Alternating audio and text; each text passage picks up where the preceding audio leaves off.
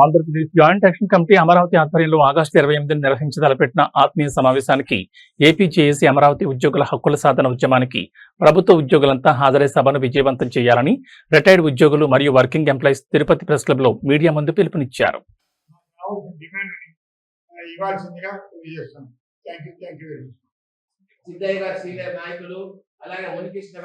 ఈ రోజు అమరావతి జేస్ అలాగే బాలసుబ్రహ్మణ్యం గారు ఈ రోజు వీళ్ళందరూ కూడా అమరావతి జేఏసీలో భాగమే.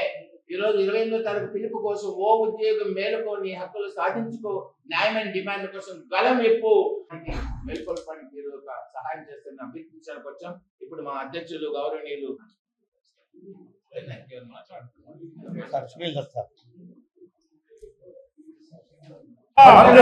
ఉద్యోగుల ఐక్యత, బొప్పరాజు గారి నాయకత్వం, బొప్పరాజు గారి నాయకత్వం, బొప్పరాజు గారి నాయకత్వం. AP JAC Amaravati, AP JAC Amaravati, AP JAC Amaravati, AP JAC Amaravati. Bopparaju గారి నాయకత్వం, బొప్పరాజు గారి నాయకత్వం, బొప్పరాజు గారి నాయకత్వం. జిల్లాలోని అన్ని శాఖల ప్రభుత్వ ఉద్యోగస్తులకి, మా వేదిక మీద ఉన్న మా సంఘ నాయకులకి అందరికీ నా నమస్కారాలండి. మేము ఆత్మగౌరవం కోసం పోరాటం చేస్తున్నాము. మా ఉద్యోగస్తుల రావాల్సిన బకాయిల గురించి శాంతియుతంగా పోరాడుతున్నాము. దానికోసమే మేము 28వ తేదీ ఆత్మగౌరవ సభ ఏర్పాటు చేసుకుంటున్నాము విజయవాడలో. అదేవిధంగా మేము ఎన్నో సంవత్సరాల నుంచి ఈ కూటమి ప్రభుత్వం మీద ఈ 2.5 సంవత్సరం నుంచి ప్రభుత్వ ఉద్యోగులు ఎంతో ఆశతో మా డిమాండ్స్ అన్ని నెరవేరుస్తారని ఈ 2.5 సంవత్సరం వేచి చూచాము. ఇంకా మా రాష్ట్ర నాయకులు, మా ఉద్యోగ సంఘ నాయకులు, ఏపీ అమరావతి జేఎస్ చైర్మన్ పెద్దలు బొప్పరాజు సార్ గారు మరియు సారు రెవెన్యూ అసోసియేషన్ అధ్యక్షులుగా కూడా ఉన్నారు. సారు ఎన్నో సమస్యల కోసం, మా ఉద్యోగస్తుల సమస్యల కోసం ప్రభుత్వ పెద్దలతో దఫాలుగా శాంతియుతంగా మా ఉద్యోగస్తుల సమస్యల కోసం ఎన్నో మెమరాండంలు ఇవ్వడం జరిగింది.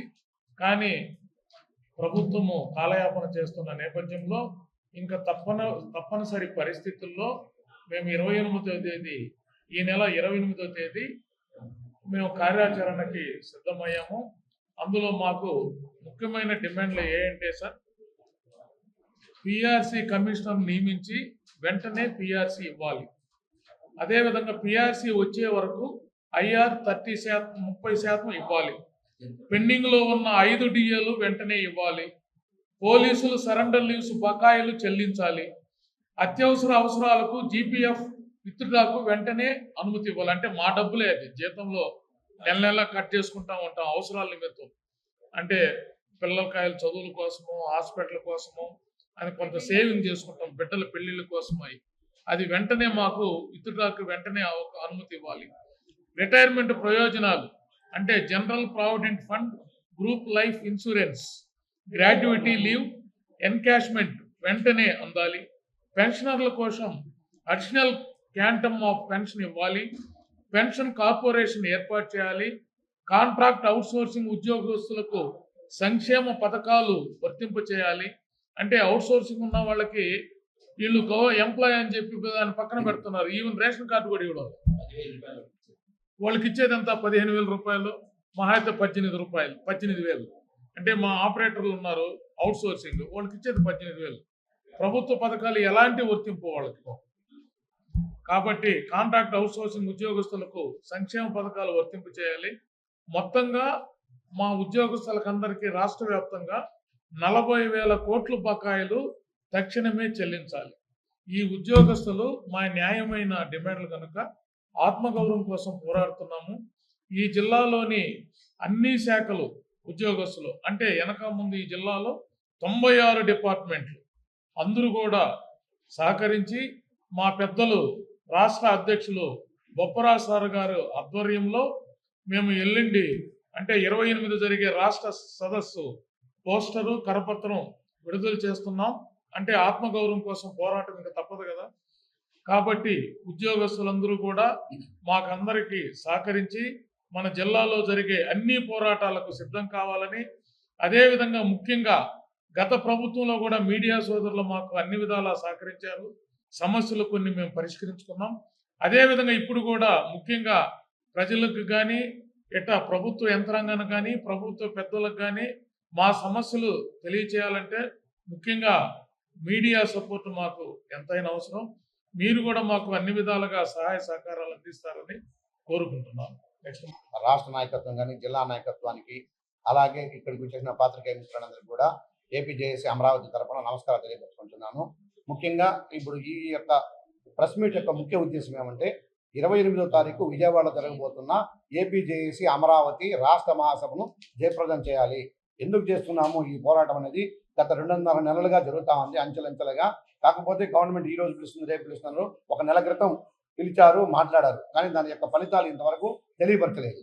సో ఇంకా పిలుస్తారు ఇంకా చెప్తారని వెయిట్ చేసి ఉద్యోగస్తుల్లో వేరే రకమైన అభిప్రాయాలు వెళ్తున్నాయి, నాయకులు సరిగ్గా పనిచేయడం లేదు అని నాయకులపైన విమర్శలు వస్తున్నాయి. కాబట్టి తప్పనిసరి పరిస్థితుల్లో 28వ తారీఖు ఉద్యోగస్తుల ఆత్మగౌరవం కోసం పోరాటం చేస్తున్నాము. ఆ ఆత్మగౌరవ పోరాటంలోనే పోస్టర్స్ రిలీజ్ చేసి ఎలాంటి పోరాటం చేయబోతున్నామని తెలియపరచడానికి రాష్ట్ర మహాసభ ఏర్పాటు చేయడం జరుగుతుంది. సో ఈ ఏర్పాటులో భాగంగానే తిరుపతి జిల్లా నుంచి కూడా మా సార్ చెప్పినట్టు 96 సంఘాలకు సంబంధించిన అన్ని శాఖల ఉద్యోగస్తులు కూడా మా కుమ్మడిగా బయలుదేరి వాళ్ళ యొక్క సౌకర్యాన్ని బట్టి వాళ్ళు బయలుదేరి విజయవాడకి వెళ్ళి ఆ యొక్క జరగబోయే సభను విజయవంతం చేయడానికి ఈ సన్నాహకంగా ఈ ప్రెస్ మీట్ అనేది పెడుతున్నాము.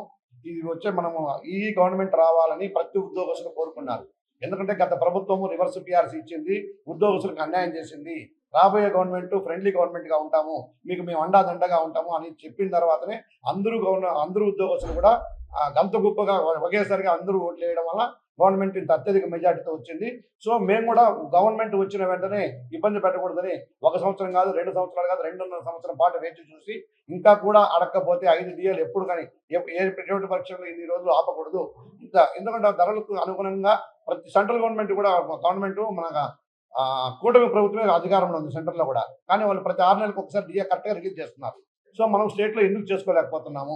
కనీసం 5 దగ్గర 2, 3, 4 ఎన్నో మంది రిలీజ్ చేసి ఉద్యోగస్తులు కొంచెం ఉపశమనం కలిగించాలనేసి మీ ద్వారా ఈ గవర్నమెంట్కి తెలియపరుచుకుంటూ ఈ ద్వారా మనం ఏమైతే మాట్లాడుకున్నామో ఇవన్నీ కూడా గవర్నమెంట్ దృష్టికి వెళ్ళి సానుకూలంగా, ఎందుకంటే ప్రజల్లో భాగమే ఉద్యోగస్తులు అంటే బయట వాళ్ళు కాదు, మనలో ప్రజల్లోనే కొంతమంది.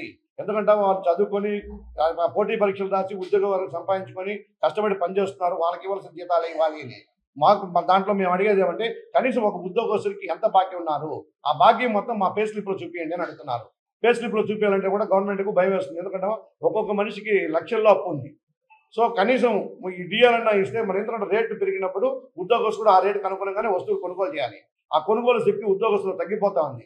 సో తగ్గిపోయి ఉద్యోగం చేస్తాడు కూడా పక్కన అప్పులు చేసుకొని మనం ఏదైనా చేయాలంటే కొంచెం ఇన్ఫీరియారిటీ కాంప్లెక్స్ అని వస్తుంది. సో దానికోసం మన ఆత్మగౌరవాన్ని తాకట్టు పెట్టి మనం పనిచేయాల్సిన అవసరం లేదు. ఖచ్చితంగా మనం గవర్నమెంట్కు వ్యతిరేకంగా అడిగి లేదా గవర్నమెంట్ను ఎట్లో నయాన్నో భయాన్నో తీసుకోవాలా. ఖచ్చితంగా మనకు రావాల్సినది ఎక్స్ట్రా ఆర్డర్గా ఏమీ అడగలేదు. ఇక్కడ పిఆర్సీ కమిషన్ ఎప్పుడు వేయాలి? 3 సంవత్సరాల క్రితం వేసి ఉండాలి. లాస్ట్ గవర్నమెంట్ పిఆర్సీ కమిషన్ వేసింది, గవర్నమెంట్ పోయిందని ఆ పిఆర్సీ చైర్మన్ గారు రిజైన్ చేశారు. అతని ప్లేస్లో రీప్లేస్మెంట్ రాలేదు ఇంతవరకు. ఖచ్చితంగా రీప్లేస్మెంట్ రావాలి, ఆ పిఆర్సీ కమిషన్ వేయాలి.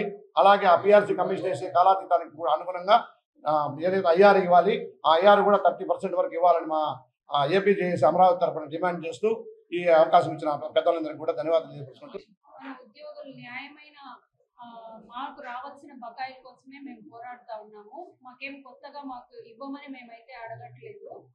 మాకు రావాల్సిన న్యాయమైన హక్కుల సాధన కోసమే ఈ ఆత్మగౌరవ పోరాటము.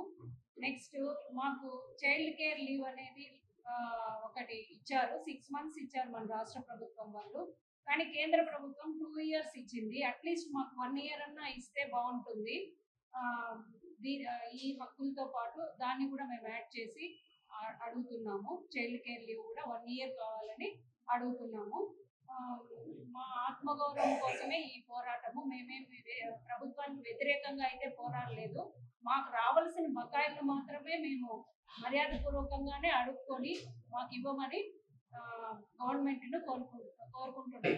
తర్వాత చనిపోతే ఉద్యోగులకు రావాల్సినటువంటి కంపాషనెట్ అపాయింట్మెంట్ కానీ 5 డిఏలు ఈ ప్రభుత్వం వచ్చిన తర్వాత ఒక్క డిఏ కూడా ఇవ్వలేదు. 2024లో ఆనాడు ఎన్నికల నోటిఫికేషన్ వచ్చి ఆ ప్రభుత్వం డిఏ ఇవ్వకుండా పోయింది. ఆ డిఏ మాత్రం ఇచ్చే తప్ప 2024 జూలై నుండి 2026 జూలై వస్తుంది 5 డిఏలు ఇవ్వలేదు. ఈ రోజు 24 జనవరి డేట్లు మేము తీసుకుంటున్నాం. 24 జనవరి డేట్లు వసూలు ఉన్నాయా?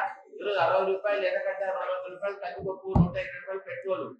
ఒక్కొక్క ఉద్యోగి 60,000 రూపాయలు కోల్పోతున్నాడు నెలకు. ఒక్కొక్క పెన్షన్ 20,000 కోల్పోతున్నాడు నెలకు. మరి మా ఆఖరి మంత్రి మీకు పట్టవాణి చివరికి ఆత్మగౌరవ పోరాటంతో భాగంగా ఈ నెల 28వ తారీఖు రాష్ట్ర వ్యాప్తంగా విజయవాడ కేంద్రంగా బసవపుండే యొక్క భవనంలో మేము సమావేశం ఏర్పాటు చేశాం. అందులో భాగంగా తిరుపతి జిల్లా కేంద్రంగా జిల్లా అధ్యక్షులు గౌరవనీయులు గోపీనాథ్